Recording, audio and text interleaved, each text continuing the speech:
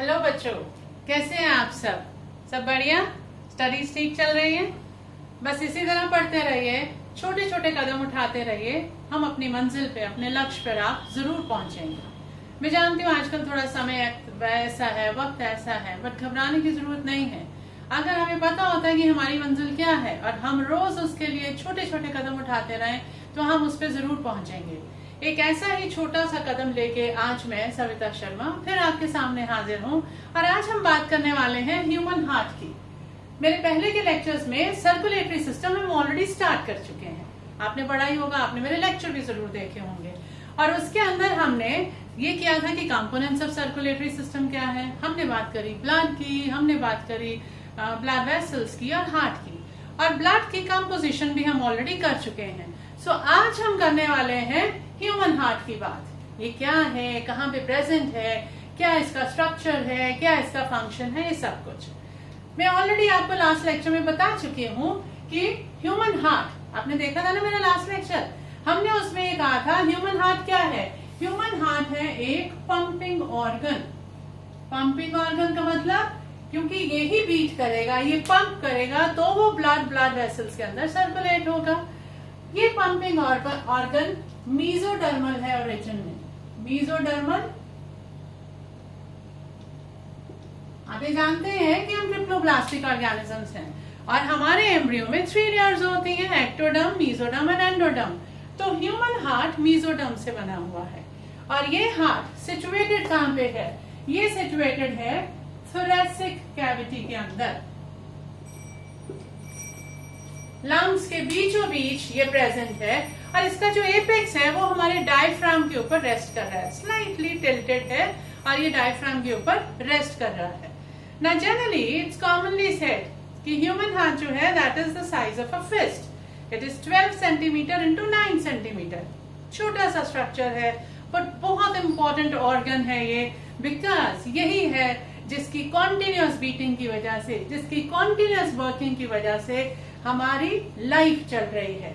Blood circulate हो रहा है और सारे एसेंशियल मटेरियल्स बॉडी के अंदर सर्कुलेट हो रहे हैं एंड इवेंचुअली एनर्जी जनरेट हो रही है so that we are able to perform all the functions.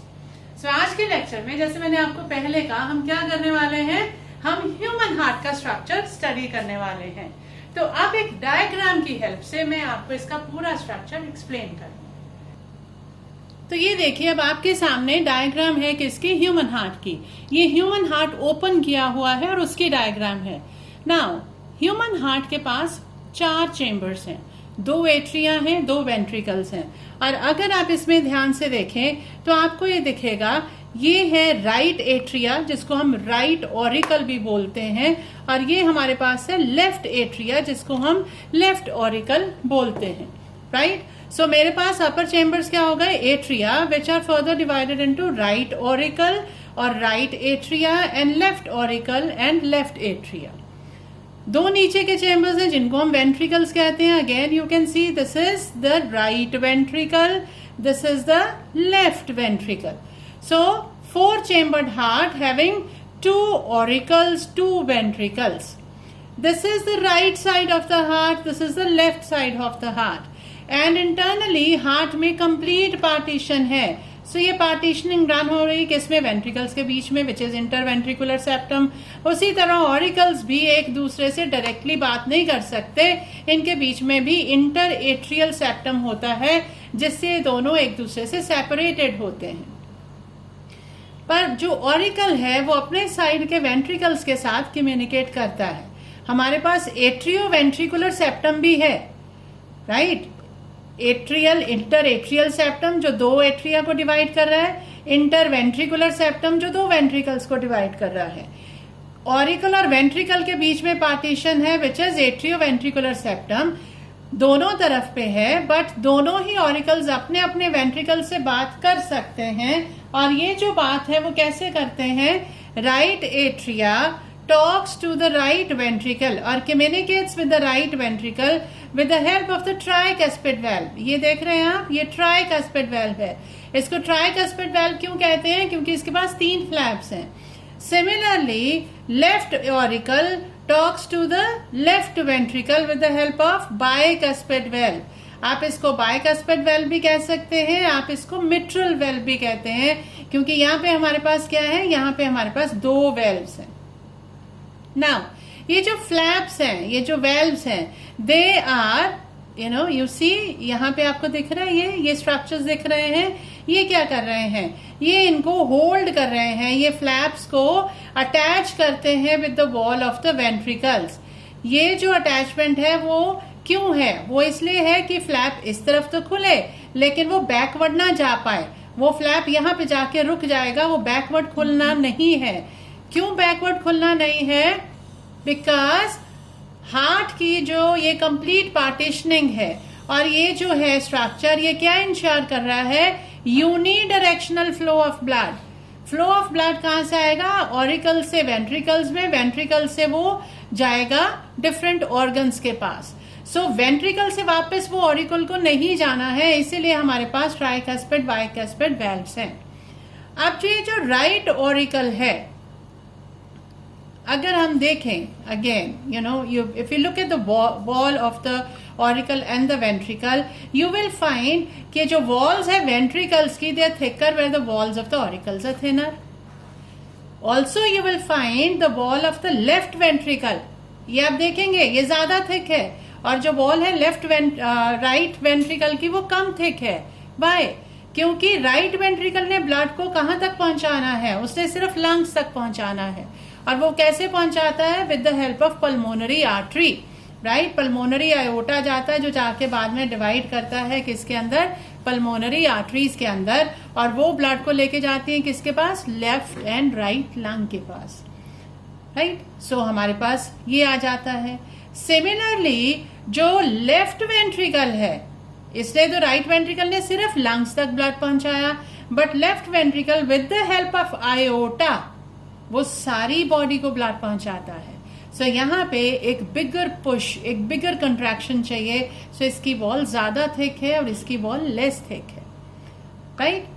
यहीं पे अगर आप ध्यान से देखेंगे तो जो ऑरिकल है हम देख रहे हैं, उसके अंदर ब्लड वेसल्स खुल रहे हैं। हमारे पास सुपीरियर वेना केवा आ रहा है जो डीऑक्सीजनेटेड ब्लड लेके आ रहा है। कहां से?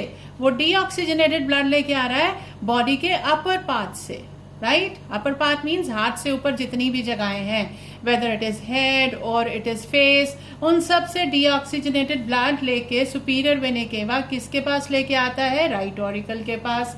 सिमिलरली इंफीरियर वेना केवा भी राइट ऑरिकल में ही खुलता है, जो अगेन पूरी बॉडी से, हार्ट से नीचे जितने भी हैं, तभी उसको इंफीरियर कह रहे हैं, वो सारा का सारा डीऑक्सीजनेटेड ब्लड लेके किसके पास आएगा, राइट ऑरिकल के पास।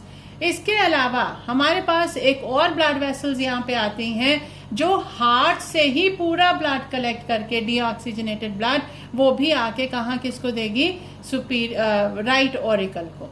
वो जो है कोरोनरी साइनस है जो deoxygenated blood from the heart किसको लाके दे रही है, राइट ऑरिकल को। सो राइट ऑरिकल के पास आ रहा है deoxygenated blood. On the other hand left auricle के पास क्या आ रहा है, लेफ्ट ऑरिकल के पास पल्मोनरी वेन्स के थ्रू ऑक्सीजनेटेड ब्लड आ रहा है, pulmonary veins, right. Now this is a contradiction. Arteries generally क्या करती हैं, ऑक्सीजनेटेड ब्लड कैरी करती हैं, और जो वेन्स होती हैं वो डीऑक्सीजनेटेड ब्लड कैरी करती हैं, but pulmonary artery right ventricle से डीऑक्सीजनेटेड ब्लड लेके जाती है लंग्स के पास, और पल्मोनरी वेन जो है लंग्स से ऑक्सीजनेटेड ब्लड लेके आएगी किसके पास, लेफ्ट ऑरिकल के पास। लेफ्ट ऑरिकल से ब्लड जाएगा लेफ्ट वेंट्रिकल में, और लेफ्ट वेंट्रिकल फिर वो ब्लड किसको भेज देगा, आयोटा को, जो पूरी बॉडी के अंदर सर्कुलेट होगा, राइट। वो पूरी बॉडी के अंदर सर्कुलेट होगा। इसके अलावा मैं डायग्रामेटिक स्केच एक और बना के आपको बताऊंगी, बट यहीं पे थोड़ा एक बार देख लीजिए। ये राइट ऑरिकल है जहां पे सुपीरियर वेना केवा खुलता है, ठीक वहां पे। सो अगर मैं ये कह रही हूं तो राइट हेयर हमारे पास एक मस्कुलेट मसल्स का एक एग्रीगेशन आएगा जिसको हम कहेंगे SA node, cyano atrial node, right. इसका सिग्निफिकेंस है, बाद में बात करूंगी इसकी। और ये जो है इंटर एट्रियल सेप्टम बिल्कुल उसके राइट साइड पे हमारे पास आएगा एक एवी नोड, और फिर यहां से होते होते ये जो पार्टीशन है यहाँ पे हमारे पास आ जाएगा बंडल ऑफ हेज, जो कि फिर डिवाइड करेगा किसमें, प्रुकिंजी फाइबर्स में। ये क्या है, यहां से हमारी हार्ट बीट स्टार्ट होगी, फिर वो ट्रेवल करके यहाँ पे आएगी, फिर वो ट्रेवल करके यहाँ पे आएगी, SA node, AV node, bundle of His, और फिर वो प्रुकिंजी फाइबर्स में ट्रेवल होगी। राइट, आइए अब इसी चीज को दोबारा डिटेल में समझते हैं। ये तो मैंने आपको डायग्राम से समझाया, let's come back to the board और मैं आपको समझाती हूँ ये सारी चीजें एक बार फिर, और हर एक का सिग्निफिकेंस बताते हुए। Let's understand that way. So diagram देखा आपने, और मैंने डायग्राम के थ्रू आपको समझाया, बिकॉज एक्चुअल डायग्राम कैसा है उसका आइडिया आपको होना बहुत जरूरी है। कई बार हो सकता है आपके बोर्ड्स के एग्जाम में डायग्राम आ जाए, आपको लेबलिंग के लिए बोला जाए, या अदरवाइज आपको you have a complete idea कि हार्ट अंदर से दिखता कैसे है। अब ये चीज सारी मैं डायग्रामेटिक स्केच से आपको एक्सप्लेन करूंगी, बट अब हम स्टार्ट करते हैं राइट फ्रॉम द बिगनिंग। मैं ये बार बार आपको कह रही हूँ कि हार्ट बहुत इंपॉर्टेंट है, and we all know it's an important organ, but ये बड़ा सॉफ्ट है, बहुत ही डेलिकेट है। सो सबसे पहले बात करते हैं इसके प्रोटेक्शन की। ये जो हार्ट है that is surrounded by a sac, a protective sac, which is called as pericardium.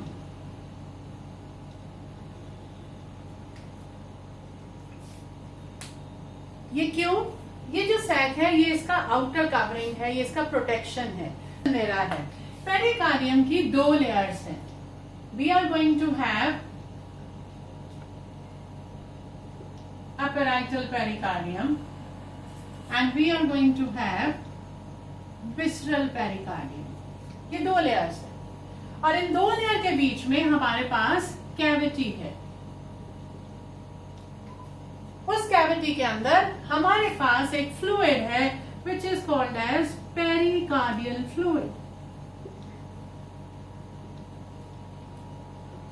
Now this fluid, what's the function of this fluid? This fluid is going to act as shock absorber. ना कई बार कोई impact लगता है, कोई जोर से धक्का लगता है, या किसी भी किस्म का कोई भी फिजिकल इम्पैक्ट लगता है, so in that case pericardial fluid will absorb that mechanical shock so that heart तक कोई इम्पैक्ट ना जाए, या वो इम्पैक्ट बहुत रिड्यूस होके जाए।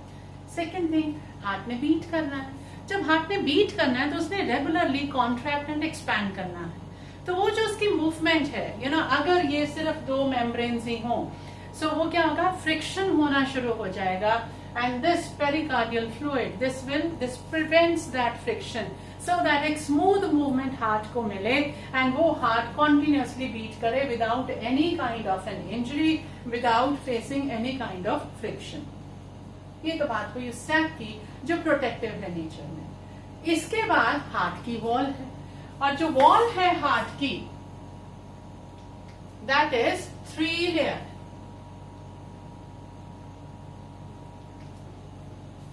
और इसकी 3 लेयर्स भी अगेन उसको प्रोटेक्शन प्रोवाइड करने के लिए ही हैं, right? So we have a 3-layered wall of the heart, and these 3 layers are what? These 3 layers are, first of all we have epicardium. ये inelastic part है, और ये outer most layer है। इसके बाद आ जाती है middle layer which is myocardium. ये muscular layer है, this is the cardiac muscle tissue. सारा मसल इसमें प्रेजेंट है, and then we are going to have the innermost layer endocardium. और endocardium वो लेयर है which is in contact with blood.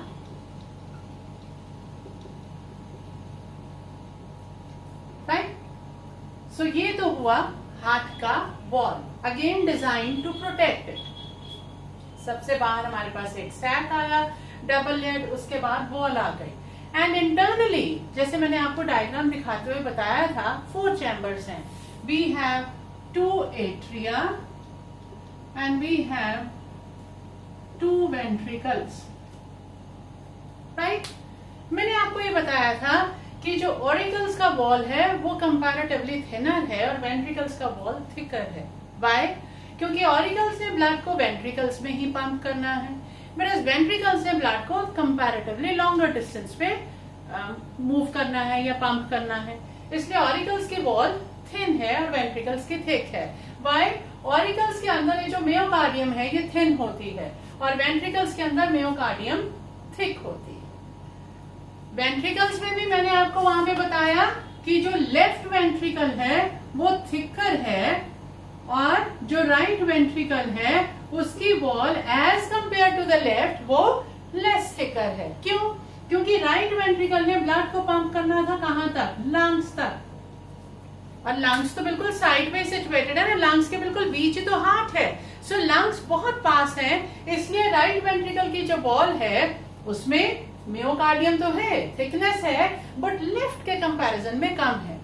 On the other hand left ventricle ने blood किसको देना है? आयोटा को, और आयोटा के थ्रू वो ब्लड जाना है किसको? होल बॉडी को। So the left ventricle wall is thicker, जैसे मैंने आपको डायग्राम में दिखाया भी था, राइट? सो ये तो हो गई वॉल की बात। Now let's move ahead and we talk about, मैंने आपको बताया था कि हमारे पास internally heart is completely partition. सो दो ऑरिकल्स के बीच में क्या है? इंटरएट्रियल सेप्टम, और दो वेंट्रिकल्स के बीच में इंटर वेंट्रिकुलर सेप्टम।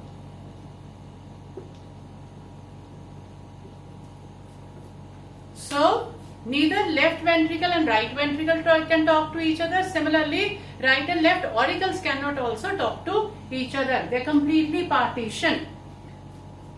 Auricle और ventricle के बीच में भी हमारे पास partition है, which is atrioventricular septum. And now I am going to give you a diagrammatic sketch of the heart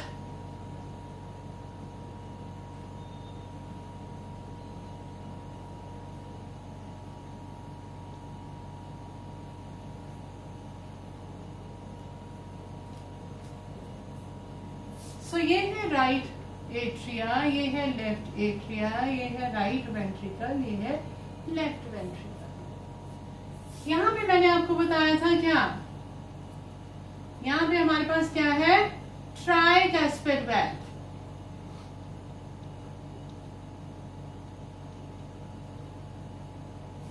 And here we had what? Bicuspid or mitral valve.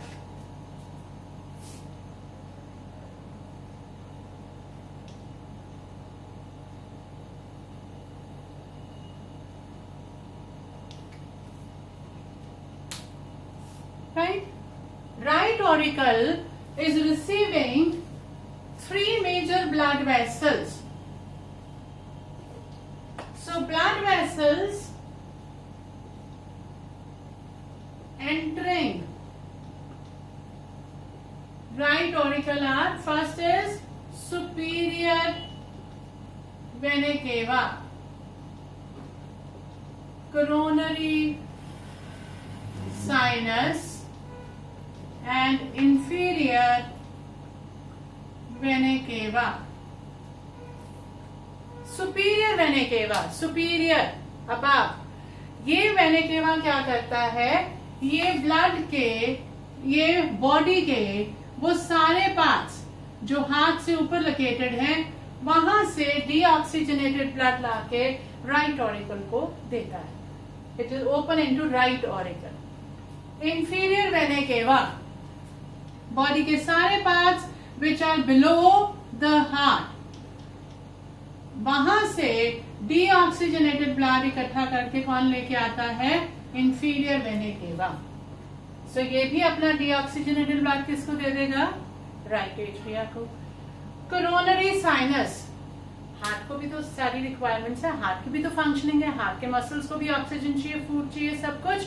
तो coronary sinus जो है वो क्या करता है? वो हार्ट की वॉल से हार्ट के मसल से सारा डीऑक्सीजनेटेड ब्लड लाके किसको दे देगा, राइट ऑरिकल को।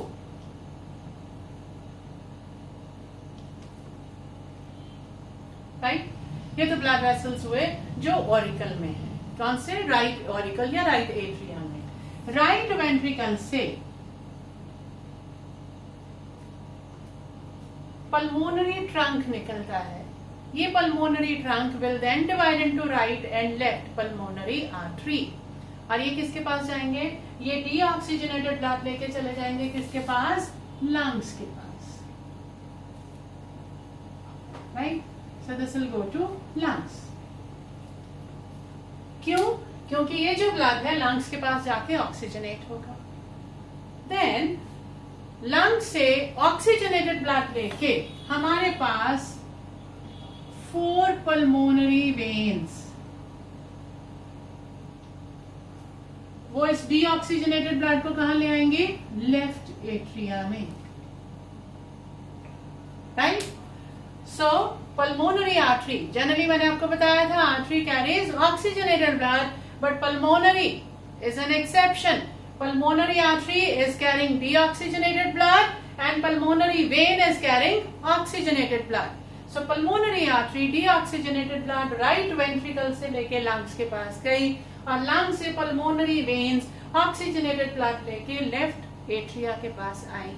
Left atria से blood गया left ventricle के पास, और left ventricle का ये सारा का सारा blood किसके पास जाता है, aorta के पास।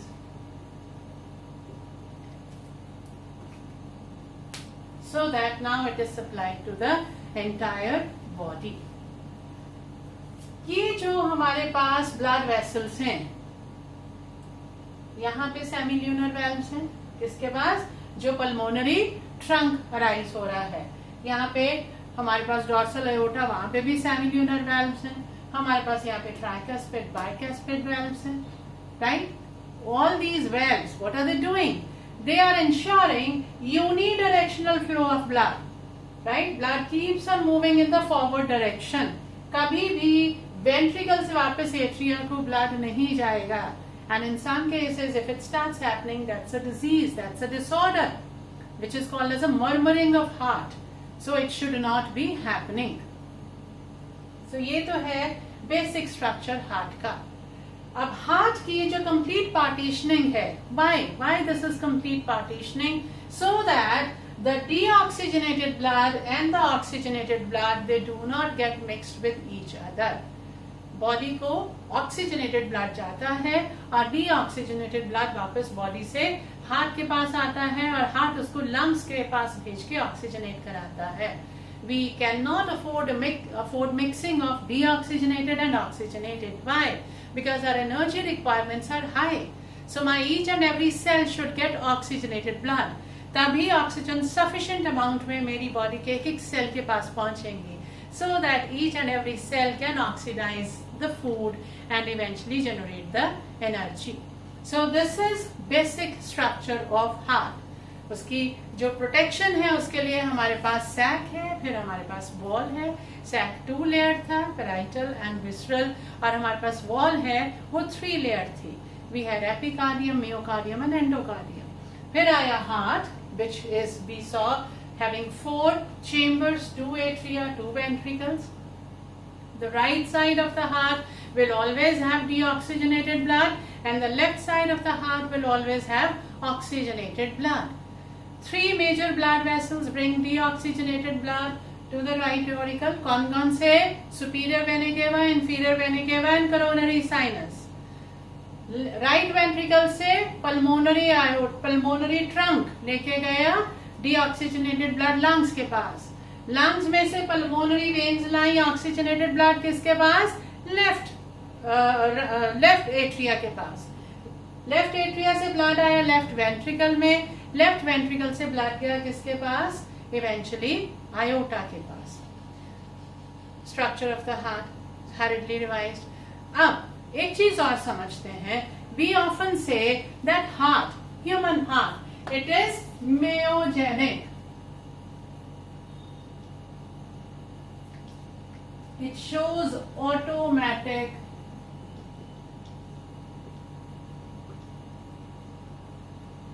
रिथमिसिटी। इसका मतलब क्या है? मैंने आपको डायग्राम में दिखाया था कि बिल्कुल यहाँ पे हार्ट के राइट ऑरिकल की वॉल में कहाँ पे, जहाँ पे सुपीरियर वेन कर्वा ओपन करता है, हमारे पास SA node, sinoatrial node, this is what? This is an aggregate of a patch of muscles that is called as SA node. ये SA node जो है, it is also called as pacemaker of heart. Why? Because heart beat originate भी यहाँ से होगी और वो किस रेट पे जाएगी वो भी यही रेगुलेट करेगा। और ये जो हार्ट है continuously contract and relax, systole and diastole इसमें कॉन्टिन्यूस चल रहा है और रिदमिक फैशन में ये चलता चला जा रहा है। That's why this is what we mean by automatic rhythmicity, means heart beat खुद जनरेट कर रहा है और उसके रिदम को, उसके पेस को खुद रेगुलेट कर रहा है। ये स्टिमुलस यहाँ से स्टार्ट होता है और ये स्टिमुलस जब यहाँ से स्टार्ट हुआ फिर ये पास ऑन होता है किसके पास? एवी नोड के पास।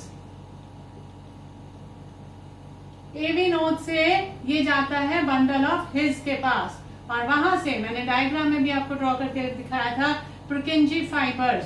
पुर्किंजी फाइबर्स स्टिमुलस को वेंट्रिकल्स की वॉल में लेके जाएंगे so that a wave of contraction passes over entire heart. Start होगी एट्रिया से फिर वेंट्रिकल्स में और उसके बाद a wave of relaxation.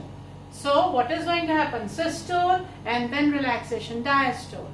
So that is how the heart is going to function. अब इस फंक्शनिंग ऑफ हार्ट के बारे में और उसके साथ साथ डबल सर्कुलेशन क्या है और कैसे हमारी ये सारी रेगुलेशन जो है, सारी जो हार्ट बीट है रेगुलेट होती है, इसके बारे में हम दूसरे लेक्चर में बात करेंगे।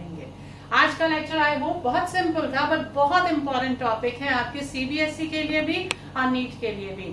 हरिडली इसको रिवाइज करिएगा। ये लेक्चर ने इसको आपको काफी सिंप्लीफाई कर दिया होगा। So quickly revise it, watch the lecture and the diagram, that will make things clear. मैं हार्ट बीट के लिए आपको अगेन कुछ वीडियोस, कुछ जिफ की मदद से मैं आपको वो एक्सप्लेन करूंगी। तब तक मेहनत करते रहिए, मुस्कुराते रहिए। Thanks a lot, bye for today.